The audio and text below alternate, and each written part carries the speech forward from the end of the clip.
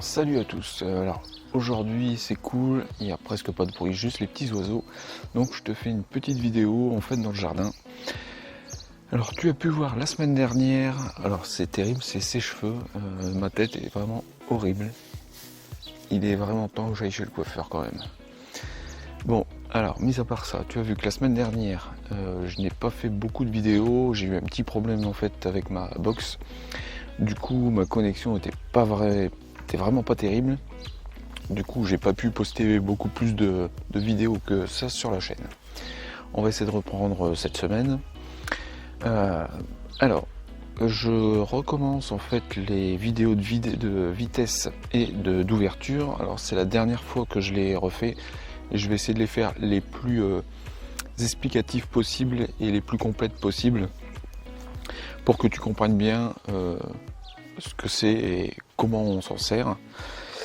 Alors je te ferai une partie de vidéo comme ça où je vais t'expliquer et puis on se retrouvera juste après sur Lightroom et je te montrerai quelques images que je te décomposerai pour te montrer comment ça se passe et comment je les ai réalisées.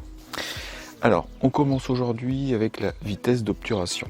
Alors la vitesse d'obturation, qu'est-ce que c'est? Alors déjà elle est notée, c'est un 1 avec un trait, avec un slash suivi d'un chiffre.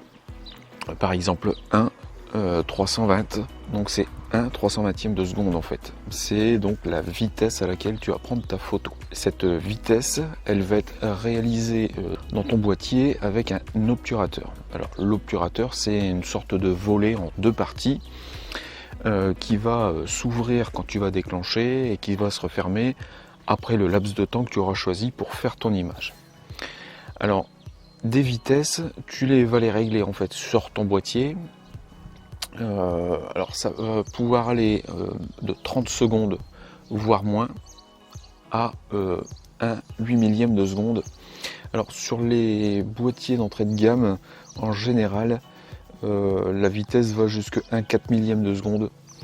Alors, je me suis pas intéressé plus à ce sujet là sur les nouveaux boîtiers, mais alors si quelqu'un peut me dire si ça a augmenté ou pas, en tous les cas pour moi les entrées de gamme vont jusqu'à 1 4 millième de seconde et quand tu passes sur de l'expert et du pro par exemple, là tu vas jusqu'à 1 8 millième de seconde. Alors tu peux baisser donc en général à 30 secondes la vitesse sur ton boîtier et après il faut que tu utilises le mode bulbe pour faire de la pause longue et en général cette pause longue tu vas l'effectuer avec une télécommande. Donc tu vas déterminer, soit tu vas rester appuyé sur la télécommande le temps que tu veux faire ta photo, exposer ta photo, soit tu vas pouvoir noter sur cette télécommande le temps que tu veux exposer, tu déclenches et ça se fait tout seul. Alors, qu'est-ce qui se passe au niveau de la photo avec cette vitesse? Alors, il y a deux choses. Il y a le fait d'utiliser une grande vitesse qui va te permettre de figer ton mouvement. Alors, c'est forcément très simple à comprendre. Plus ta photo va être prise rapidement, plus en fait le mouvement va être décomposé, donc tu vas figer ton mouvement. Si au contraire tu veux mettre du mouvement et montrer par exemple qu'une personne qui est en train de marcher dans la rue ou qui fait du vélo, donner une impression de mouvement, et bien là tu vas baisser ta vitesse pour justement créer ce flou de mouvement. Alors attention, parce que tu peux avoir donc le flou de mouvement que tu recherches, mais tu peux également avoir un flou de bouger, parce que quand tu tiens ton appareil photo, tu vas toujours avoir tendance à bouger un tout petit peu. Donc ça, c'est ce qu'on va éviter de faire, en tous les cas, dans la majeure partie des cas. Donc il faut que tu arrives à trouver une vitesse assez basse pour mettre du mouvement dans ton image, mais sans que ce ne soit du mouvement de bouger. Alors, pour cela, tu peux utiliser un trépied par exemple, ça peut être intéressant. Sinon, il faut un petit peu d'entraînement pour y arriver. Pour la vitesse, il y a une deuxième chose également, c'est que, ça c'est très facilement compréhensible aussi, c'est que plus tu vas prendre une vitesse rapide, donc l'obturateur va s'ouvrir très rapidement et donc va laisser entrer très peu de lumière jusqu'au capteur. Si au contraire tu fais de la pause, là en fait l'obturateur va rester plus longtemps ouvert et donc tu vas ramener beaucoup plus de lumière. Donc la vitesse, tu as deux choses. Tu vas non seulement créer du mouvement dans ton image ou figer tes mouvements, et tu vas soit apporter ou enlever de la lumière. Alors ça c'est à toi de savoir ce que tu vas vouloir faire. Et suivant les situations où tu vas être, soit tu as beaucoup de lumière ou tu n'en as pas forcément suffisamment. Alors, il y a une théorie qui est à prendre comme une théorie en fait, hein, comme des règles en fait en photographie. Il est dit qu'avec une focale donnée, tu as ta vitesse optimale.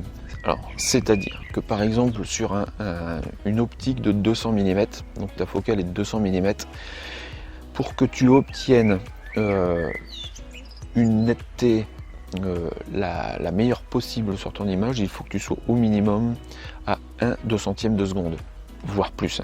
Plus tu vas augmenter ta vitesse, je t'ai expliqué que plus tu vas figer ton mouvement, le minimum étant ta focale. Donc pour un 50 mm, tu vas ouvrir au minimum à 1/50 de seconde. Un 100 mm, tu vas ouvrir au minimum à 1/100 de seconde. Alors, cette théorie, pour moi, elle est valable pour les objectifs qui ne sont pas stabilisés. Hein, alors sur des objectifs, tu verras, tu as un petit bouton pour mettre une stabilité, pour que quand tu prends tes photos à main levée, en fait, qu'il n'y ait pas de flou de bouger justement. Alors, quand c'est stabilisé, tu peux descendre à beaucoup moins que le numéro de ta focale, la dimension de ta focale. Par exemple sur un 200 mm, ça m'est arrivé de descendre en dessous de 1/100 de seconde et d'avoir en fait mes images qui soient nettes. Et tout ça c'est parce que c'est la stabilisation en fait qui va récupérer le flou de bouger en fait.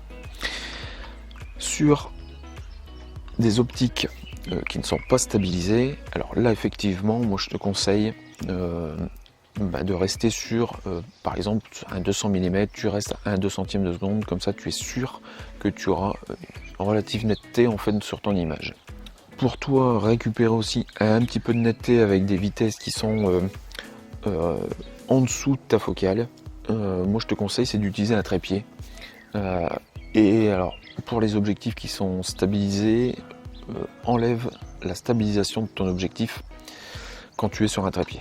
Parce que les moteurs qui vont essayer de stabiliser en fait l'appareil, l'objectif, vont créer des petites vibrations et tu risques en fait d'avoir du flou de bouger même sur ton trépied. Donc enlève ta stabilisation. Alors écoute, là je t'ai redonné vraiment l'ensemble de ce qu'est la vitesse. Hein. Tu as vu que tu peux ramener à la fois du mouvement dans ton image ou figer les mouvements, ton action, et perdre ou apporter de la lumière. Donc maintenant on passe sur Lightroom et je te montre quelques photos pour comprendre tout ça. Tout de suite.